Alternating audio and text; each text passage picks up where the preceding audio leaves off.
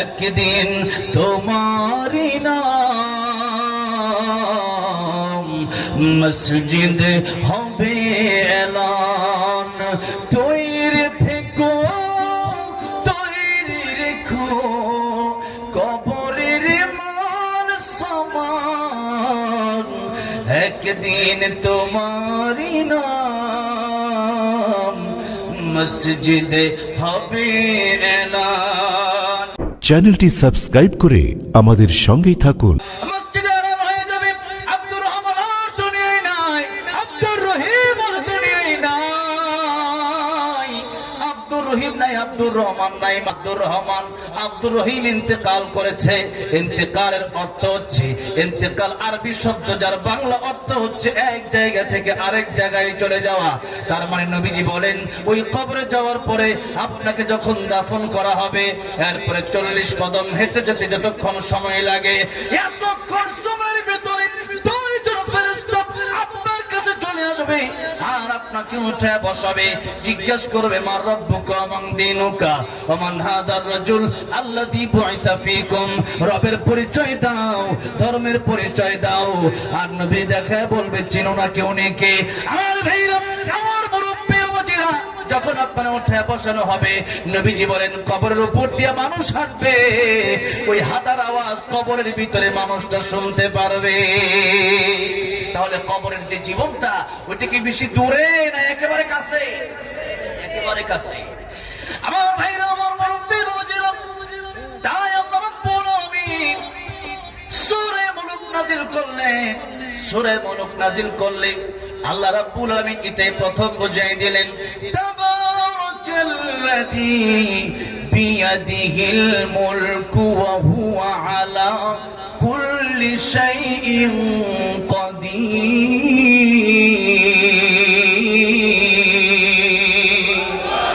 আল্লাহ রাব্বুল আলামিন বলেন মহিমাময় সে সত্তা যার হাতে গোটা রাজত্ব।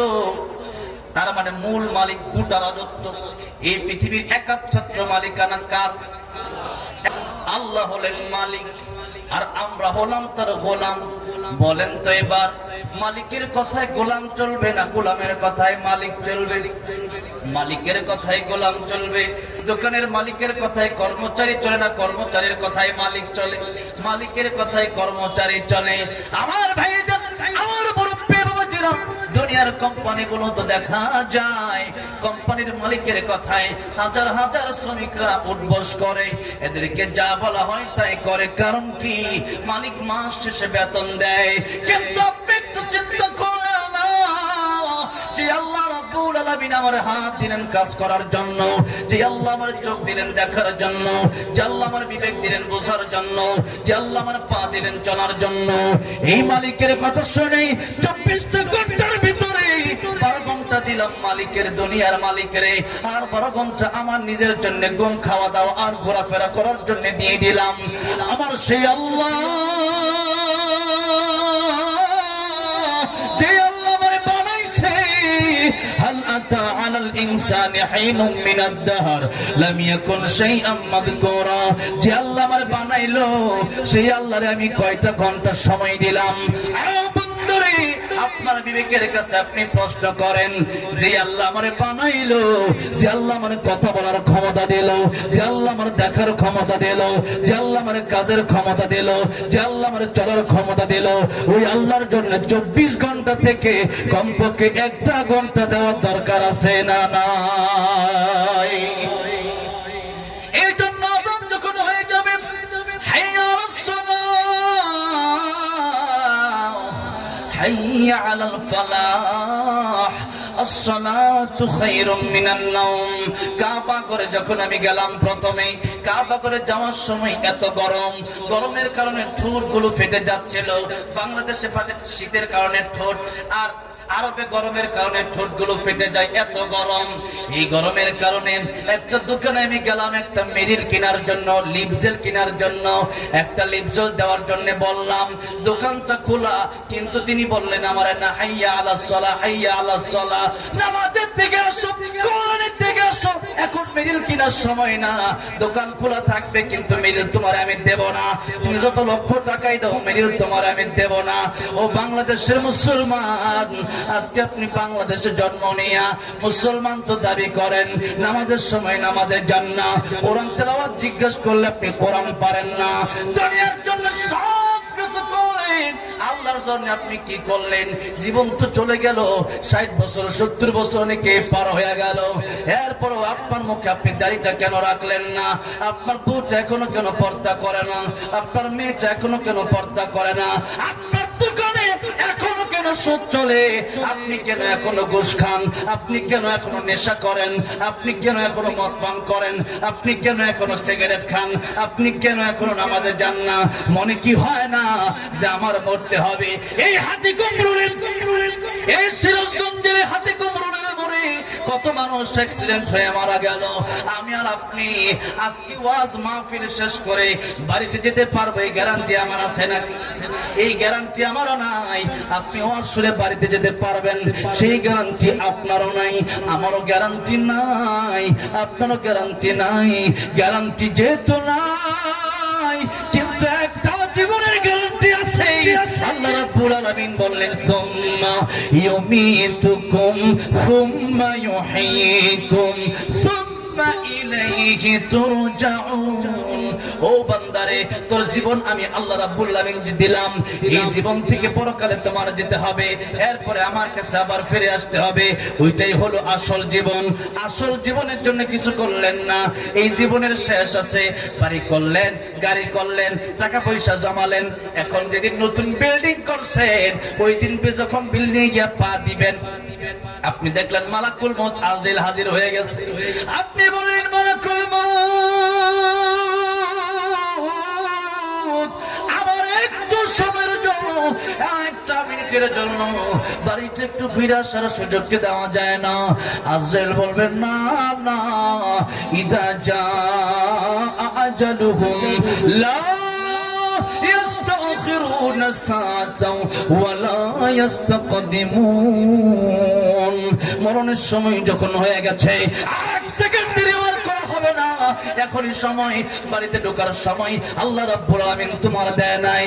এই কথা যদি বলে, আপনি কি 1 মিনিট সময় পাবেন নাকি? সময় নাই, সময় নাই।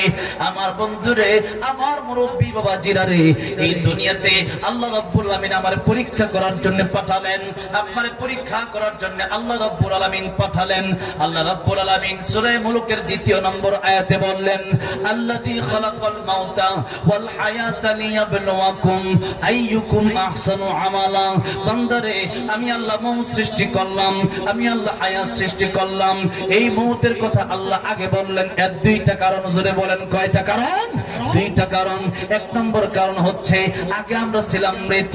মৃত মানুষ দুনিয়াতে জন্ম নেয় কি নেয় না? দুনিয়াতে যদি মৃত লাশ জন্ম নেয়, ওইটা কি বাপ মা রাখে নাকি? ওইটা দাফন করে দেয়, ওইটা মাটিতে পুঁতে দেয়, কারণ ওরা কোনো দরকার নাই। সেই স্ত্রীর জন্য আপনি এত পাগল। এই স্ত্রীকে যদি আপনি বলেন, স্ত্রী রে, আমার ছাড়া তুমি একটা দিন একটা রাত থাকতে পারো না, আমি তোমার জীবনে কি না দিলাম। ও স্ত্রী রে, আমার তুমি তোমার সাথে থাকার সুযোগ করে দিবা। স্ত্রী বলবে, মরার পরে তোমার কোনো জায়গা নাই।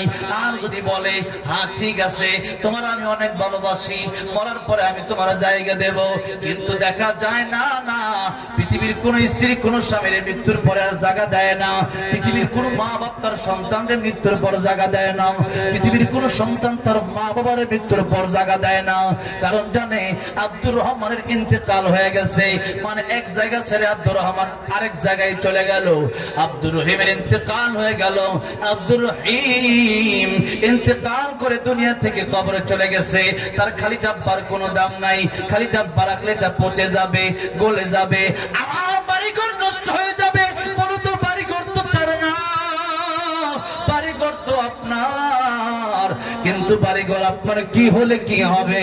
আল্লাহ রাব্বুল আলামিন বলেন, ইয়াউমা লা ইয়ানফা'ু মালুন ওয়ালা বানুন يدخلون إلا من أتى الله بقلب سليم আমি আল্লাহর কাছে সম্পদের কোনো কাজ আসবে না, সন্তানাদি কোনো কাজে আসবে না। আমি আল্লাহ রাব্বুল আলামিনের কাছে তোমার ভালো একটা অন্তর যদি থাকে ওইটা কাজে আসবে। এই জন্য মুসলমান এই দেহের জন্য দুনিয়াতে বাড়িঘর কম বানায়া আখিরাতের জন্য বাড়ি বানানোর দরকার আছে না নাই? আখিরাতে ইমান নিয়ে লিয়াবলুকুম আইয়ুকুম আহসানু আমালা, সবচাইতে কম ঈমান যারা হবে এই দুনিয়ায় পরীক্ষায় দিয়া যারা 33 নম্বরে পাস করে এরাও তো পাস, এরকম কম পাস যারা করবে, কম নাম্বার যারা পাবে, এদের ঈমান হচ্ছে সবচেয়ে কম ঈমান। এই পৃথিবীতে যার সবচেয়ে কম ঈমান হবে, বুখারী শরীফের হাদিসে এসেছে আল্লাহর নবী বিশ্ব নবী রাহমাতুল লিল আলামিন বলেছেন তারে জাহান্নামে পোড়ানো হবে। কত কোটি কোটি বছর সেই জাহান্নামে জ্বলবে এটা আমরা বলতে পারি না, এটা আমার আল্লাহই ভালো জানে। এবার সেই ব্যক্তি জাহান্নাম থেকে আমার আল্লাহর ডাক দিয়া বলবে, আয় আল্লাহ তুমি রহমান, তুমি রহিম, তুমি গফফার। আল্লাহ গো, জাহান্নাম থেকে কি আমার একটু মুক্তি দেওয়া যায় না? আমার জান্নাতে যাওয়ার কোনো দরকার নাই। এবার আল্লাহ রাব্বুল আলামিন তারে জাহান্নাম থেকে বের করে আনবেন। জাহান্নাম থেকে বের করে আনার পরে আল্লাহ রাব্বুল আলামিনকে বলবেন, আল্লাহ এখানেও আমার ভালো লাগে না, আল্লাহ জান্নাতের একটু কাছে কি আমার নেওয়া যায় না? আল্লাহ বলবেন, এটাই তোর শেষ আবদার। এবার বান্দা ডেকে বলবে, আল্লাহ এটাই আমার শেষ আবদার। অনেক লম্বা ঘটনা, একটু একটু করে বান্দা আগায়। এবার বান্দা জান্নাতের কাছে যাওয়ার পরে বান্দা শুনতে পারবে জান্নাতের ভিতরে কিচিরমিচির আওয়াজ হয়, পাখির আওয়াজ হয়, কত সুন্দর আওয়াজ। যে আওয়াজ জীবনে কোনোদিন কোনো কান শুনে নাই, যে নিয়ামত কোনোদিন কোনো চোখ দেখে নাই, যে নিয়ামত কোনোদিন কোনো মন অন্তর কল্পনা করে নাই। এত সুন্দর আওয়াজ শোনার পরে আল্লাহ রাব্বুল আলামিনকে ডাক দিয়া বলবেন, আল্লাহ রাব্বুল আলামিন আমারে কি একটু জান্নাতে যাওয়ার সুযোগ দেওয়া যায়? যাব, আবার আমি বের হয়ে চলে আসবো।